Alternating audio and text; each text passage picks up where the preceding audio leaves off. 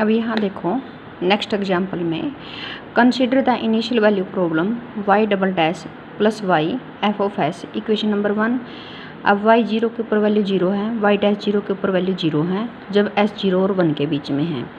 We can write first as, तो ये कहता है कि फर्स्ट को हम कैसे लिख सकते हैं सेल्फ एडजेंट फंक्शन के उस पर derivative of P S D Y by D S plus Q S Y S is equal to F of S, जहाँ पे पी एस की वैल्यू 1 होगी और क्यू एस की वैल्यू कितनी होगी, यहाँ पे 1 होगी। देखो ध्यान से, यदि पी एस की वैल्यू 1 होगी तो इसका मतलब कि वाई का डबल डेरिवेटिव रहा, ये रहा।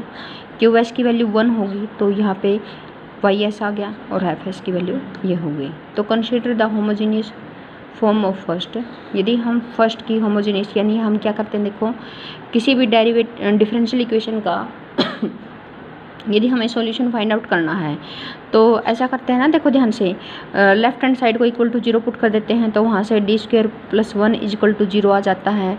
तो डी की वैल्यू कितनी आ जाएगी, प्लस माइनस 1। तो उसका सॉल्यूशन कैसे आ जाएगा, C1 cos of S plus का C2 साइन ऑफ एस। तो let U of S is equal to cos of S, V of S is equal to sine of S. तो यहाँ पे A is equal to कितना होगा, यहाँ पे U की वैल्यू हमने सपोज कर ली कोस ऑफ एस है और वी एस क्या है, साइन ऑफ एस। तो यहाँ से A की वैल्यू कैसे निकालते थे, देखो यहाँ पे A इज इक्वल टू कितना था, P U dash V minus का V डैश U। तो यहाँ पे A की वैल्यू ये है तो U और V की वैल्यू यहाँ से डेरिवेटिव करके यहाँ पे पुट कर लेंगे। P की वैल्यू यहाँ पे कितनी है, देखो ध्यान से, P S is equal to 1 है तो यहाँ पे P की वैल्यू 1 पुट कर दी और इन सब की वैल्यू पुट कर दी। तो यहाँ से A की वैल्यू आपके पास माइनस का 1 आ जाएगी विच इज़ ए कॉन्स्टेंट। और यहाँ से हम आर एस की वैल्यू निकाल, जो आपके पास ये सॉल्यूशन में निकला था, यहाँ पे आर एस, देखो ध्यान से, आर एस निकला था वो कितना था, 1/a U S V T minus का वी एस यू टी, ये निकला था। अब यहाँ पे ये सारी वैल्यू ए की वैल्यू निकल गई आपके पास, यू और वी की वैल्यू ऑलरेडी है आपके पास। तो यहाँ से आर एस टी की वैल्यू हम फाइंड आउट कर लेंगे सारी वैल्यू पुट करके। तो आर एस टी आपके पास ये आ जाएगा। उसके बाद वाई ऑफ एस आपके पास सॉल्यूशन क्या होता था, देखो आर एस सॉल्यूशन क्या होता था आपके पास, आर एस इंटू में एफ टी डी टी, ये वाला सॉल्यूशन होता था। तो यहाँ पे आर एस टी की वैल्यू हमने अलग से निकाल ली और इसके अंदर पुट कर देंगे तो ये क्या आ जाएगा आपके पास, सॉल्यूशन आ जाएगा। तो वाई ऑफ एस इसमें वैल्यू पुट कर दी आर एस टी की, साइन ऑफ एस माइनस का टी आई है जो, इंटू में F of T D T. तो which is a required solution.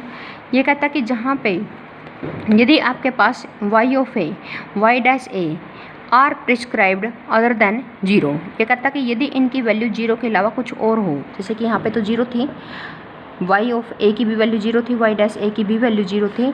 ये कहता कि यदि अदर देन 0 हो तो वो कहता कि क्या, तो सॉल्यूशन हम सॉल्यूशन के अंदर क्या वैल्यू ऐड कर देंगे, C1 U of S plus का C2 V ऑफ एस भी हम सॉल्यूशन के अंदर ऐड कर देंगे और ये पूरा का पूरा ये रिक्वायर्ड सॉल्यूशन हो जाएगा उस केस में। कैसे, जैसे कि मान लिया कि डिफरेंशियल इक्वेशन तो ये सेम है, सेम डिफरेंशियल इक्वेशन है, लेकिन यहाँ पे जो ये वैल्यूज हैं वो 0 ना हो करके कुछ और है। जैसे कि y ऑफ 0 की वैल्यू 1 है और y डैश 0 की वैल्यू माइनस का 1 है। In the above question same है, स्टेटमेंट सेम है, बस ये कंडीशन चेंज कर दी इसने। तो यदि कंडीशन चेंज कर दी, वैसे इक्वेशन सेम है, तो जो सोल्यूशन आया है आपके पास है उसके अंदर सिर्फ कितना ऐड हो जाएगा, C1 U of S plus का C2 V of S. y of S equal to कितना हो जाएगा, यहाँ पे A2 S sine of R S T की वैल्यू पुट कर दी, साइन ऑफ एस माइनस का T F T D T और ये बड़ा। उसके बाद यहाँ पे ए की वैल्यू पुट कर दो 0, ए की वैल्यू, क्योंकि यहाँ पे ए की वैल्यू देखो ध्यान से, ए की वैल्यू 0 है तो ए की वैल्यू 0 पुट हो जाएगी हर जगह ए की वैल्यू 0 पुट हो गई। फिर उसके बाद वाई ऑफ 0 की वैल्यू देखो यहाँ पे कितनी है, 1 है, तो वाई ऑफ यानी एस की भी वैल्यू 0 ले लेंगे, वाई एस की भी वैल्यू 0 ले लेंगे तो 0 to 0 ये तो 0 हो जाएगा। साइन 0 भी 0 होता है, कोस 0 1 होता है, तो यहाँ से C1 की वैल्यू कितनी निकल जाएगी आपके पास, 1। इसी तरह फिर हम किसकी वैल्यू निकाल लेंगे, S2 की वैल्यू, C2 की वैल्यू निकाल लेंगे।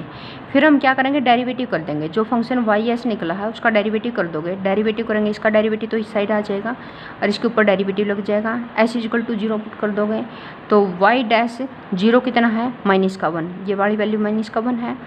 और यहाँ पे S की वैल्यू यदि आप 0 के इक्वल पुट करोगे तो यहाँ से ये कितना बचेगा, C1 साइन 0 की वैल्यू 0, फिर यहाँ पे C2 बच जाएगा, C2 की वैल्यू माइनस का 1 होगी।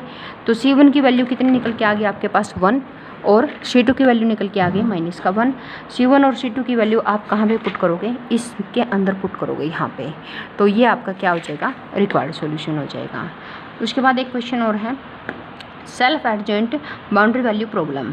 अब ये सेल्फ एडजेंट बाउंड्री वैल्यू प्रॉब्लम है, इसके अंदर y ऑफ a भी 0 है, y ऑफ b भी 0 है। अब इसका हमें सॉल्यूशन फाइंड आउट करना, देखो कैसे। y of s is equal to, ये सॉल्यूशन होता था जब आपके पास यहाँ पे y of s is equal to RT FT DT C1 u of s plus का C2 v ऑफ s, जहाँ पे u और v क्या है, सॉल्यूशन है किसके, इस होमोजीनियस इक्वेशन के सॉल्यूशन है।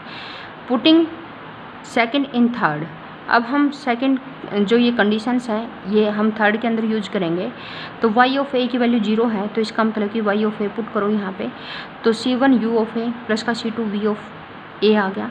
y ऑफ b भी 0 है, तो b वैल्यू पुट करो। देखो a टू a तो ये 0 बन गया था, लेकिन a टू b तो वैल्यू रहेगी यहाँ पे और उसकी वैल्यू 0 दे रखी है।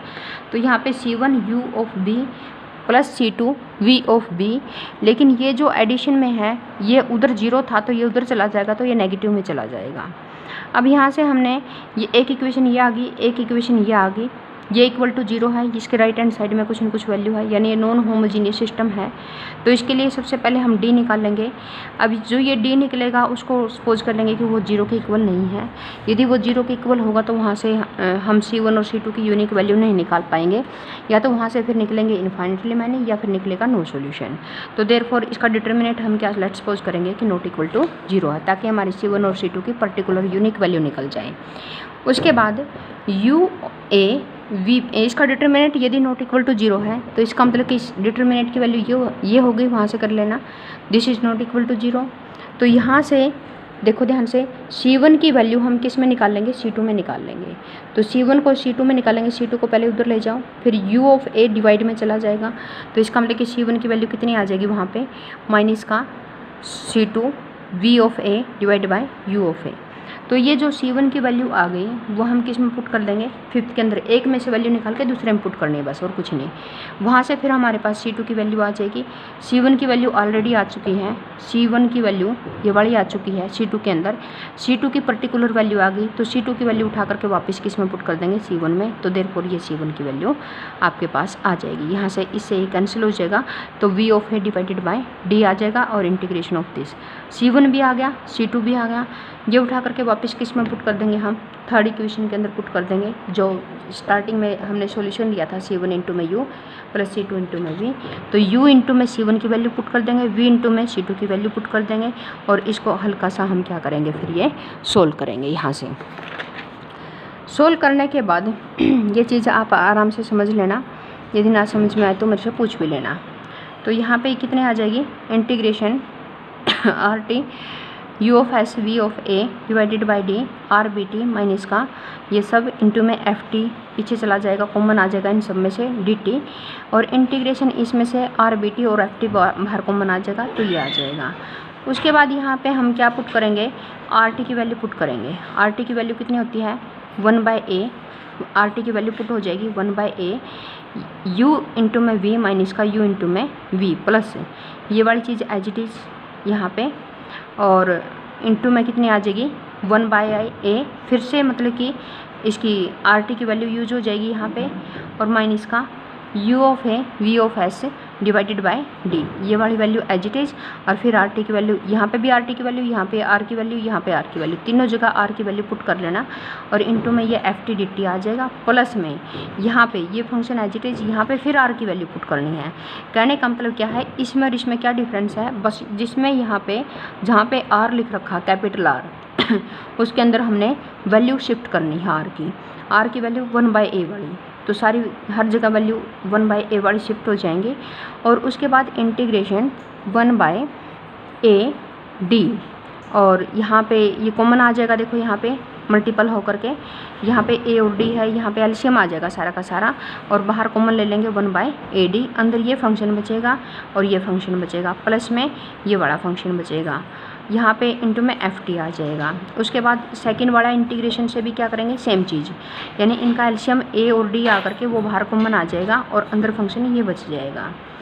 तो ये कहता है कि y of s is equal to, जैसे हम क्या कह सकते हैं, माइनस का a टू b GST, अब जो GST है वो ब्रेक हो जाएगा दो पार्ट में, कि जब S T से छोटा है, जब S T से छोटा है और जब S T से बड़ा है। तो फंक्शन क्या क्या लेने हैं, देखो एक बार में तो क्या है 1/AD ये सारा फंक्शन आया है, एक बार में क्या है 1/AD ये सारा फंक्शन आया है। तो देयरफॉर एक बार में तो ये बड़ा फंक्शन लेना है, एक बार ये बड़ा फंक्शन लेना है, ये G में डिफाइन करना हमने।